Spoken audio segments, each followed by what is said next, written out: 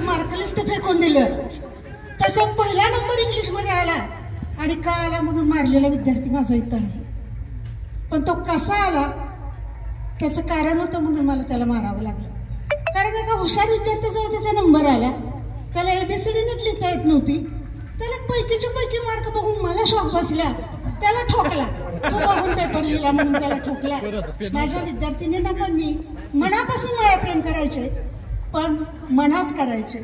शिक्षा मात्र त्यांना देत होते 2 महिन्यासाठी. हा संस्थेचा नियम होता आणि रयत शिक्षण संस्थेसारख्या शाळा कुठेही नाहीत.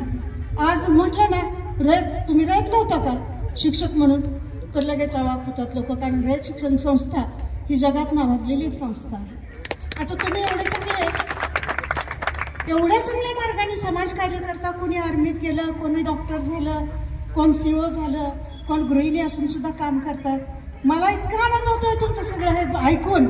आणि एवढ्यासाठी धडपडत का होईना आज मी इथं आले, कारण माझे सगळे लाडके विद्यार्थी मला भेटणार. तुमच्या पालकांचं पहिल्यांदा आभार मानते, का तुम्हाला किती ठोकलं तरी ते कधी माझ्यापर्यंत आले नाही. त्याच्यासाठी त्यांचा आभार मानते आणि तुमच्याकडून छोट्याशा अपेक्षा मी व्यक्त करते. त्या अपेक्षा मी लिहून आणलेल्या आहेत. फक्त लक्ष देऊन ऐकायचं आणि त्याप्रमाणे तुम्ही केलं तर बरं होईल. हा माझा छोटासा संदेश समजा. नवभारताचा शिल्पकार हो, आज तुम्ही पुन्हा शाळेत येत आहात. आजवरच्या कालावधीत तुम्ही पालक व शिक्षक यांच्याकडून सुशिक्षित झाला आहात, संस्कारमय झालेले आहात. हे आज आपण आयोजित केलेल्या माजी विद्यार्थी शिक्षक मेळाव्यातून दिसून येते. तुम्ही तरुण व जवान आहात. सागर से टकराता है उसे कहते हैं तूफान, सागर से टकराता है उसे कहते हैं तूफान, तूफान से टकराता है उसे कहते हैं जवान, उसे कहते हैं जवान. हे जवान, जग चलता है वैसा चल. तुम्हाला एवढंच सांगायचं, हे जवान, जग चलता है वैसा चल और वैसा कभी ना चल. न होगी तेरी चल बिचल, न होगी तेरी चल बिचल. आजचं युग कसं आहे थोडक्यात सांगते. आजच्या युगात फसवं युग आहे. आजच्या युगात चिंध्या पांघरून सोनं विकायला बसलं तर गिरायक कोणी भेटेना. चिंध्या पांघरून सोनं विकायला बसलं तर गिरायक कोणी भेटेना. जर सोने पांघरून चिंध्या विकायला बसलं तर गर्दी हटेना. बघा, सोना पांघरून चिंध्या विकायला बसलं तर गर्दी हटेना. इतकं फसवं जग आहे.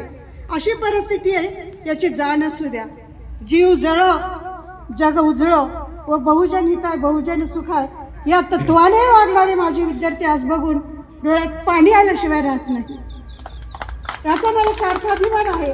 तुम्ही जी पावलं उचलत आहात त्या पावलांसाठी, तुमच्या सुयशासाठी माझे आशीर्वाद सदैव तुमच्या पाठीशी असतील. तुमच्या सहकार्यांना केलेल्या मदती, तुम्ही शाळेत असताना सुद्धा जे गरीब विद्यार्थी आहेत त्यांना सहकार्य करायचं, त्यांना मदत करायचा, कॉन्ट्रीब्युशन करून एखाद्याला पुस्तक नसेल तर ते पुस्तक द्यायचं. आणि तुमचे हे जे गुण आहे, या गुणासाठी मी एक मौल्यवान भेट तुम्हाला दिलेली आहे. कोणती तर हट्टाना डॉक्टर अनिल पाटलापर्यंत भांडून मी त्यांना सांगितलंय की सर मला रिटायर व्हायचंय ना, तर माझ्या शिंदेवाडीच्या शाखेतच माझं शेवटचं वर्ष रिटायरचं असलं पाहिजे. आणि ते मी माझी इच्छा पूर्ण करून घेतली, कारण एवढा जीव माझा सगळ्या विद्यार्थ्यांवर आणि शिंदेवाडीवरती आहे.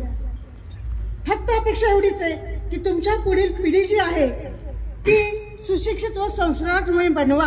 आर्थिकदृष्ट्या निर्बलांना नीट लक्षात ठेवा, आर्थिकदृष्ट्या निर्बलांना शैक्षणिक मदत द्या ही अपेक्षा करते. आणि शेवटी एवढंच बोलते की तुम्हा सर्वांना भावी आयुष्य सुख समृद्धीचे, सुयश सुकीर्तीचे, भरभराटीचे व आरोग्यासह आनंदाचे जावो आणि दीर्घायुष्य हो. एवढे बोलून मी माझी चर्चा. धन्यवाद मॅडम. निश्चितच आपला हा सल्ला आम्ही पाळत आहोत. यानंतर मी विनंती करतो रुपनवर सर यांना, त्यांनी आपलं 4 शब्द सांगावेत. रुपनवर सर.